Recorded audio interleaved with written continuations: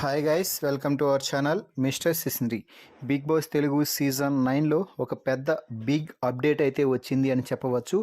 ఈ వారం ఎలిమినేషన్లో భాగంగా దువ్వాడ మాధురి లీస్ట్ ఓటింగ్తో ఈ వారం ఎలిమినేట్ అయితే అయ్యింది అని చెప్పవచ్చు.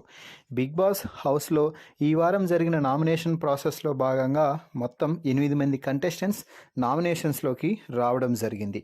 తనూజ, కళ్యాణ్, డెమాన్, సంజన, రాము, రీతు, గౌరవ్, మాధురి. ఈ 8 మందిలో కూడా మొదటి రోజు నుంచి మాధురి ఓటింగ్లో లీస్ట్ పొజిషన్లోనే కొనసాగుతూ వచ్చింది.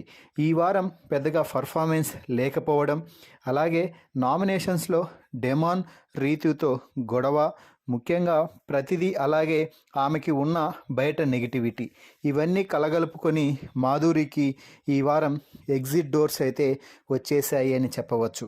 సో అయితే చివరి నిమిషంలో తనూజ ఏమైనా గోల్డెన్ బజర్ ఉపయోగించి మాధురిని సేవ్ చేస్తుంది అని అందరూ అనుకున్నారు.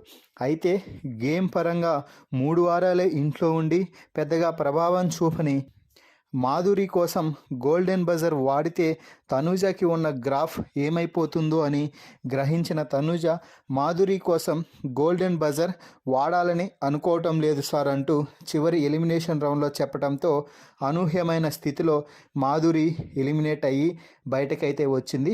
ఎలిమినేషన్ ప్రకటించిన తర్వాత మాధురి తనూజతో మాట్లాడుతూ, అది నువ్వు కష్టపడి సంపాదించుకున్నది కాబట్టి నేనేమి అనుకోను తనూజ, నువ్వు గేమ్ బాగా ఆడాలమ్మా అంటూ చెప్పి బిగ్ బాస్ హౌస్ నుంచి బయటకు వెళ్ళిపోయింది.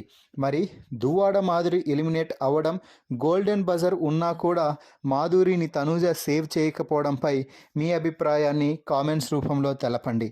మరిన్ని బిగ్ బాస్ లైవ్ అప్డేట్స్ కోసం మన ఛానల్ని చూస్తూ ఉండండి. Please subscribe our YouTube channel mister సిసింద్రి.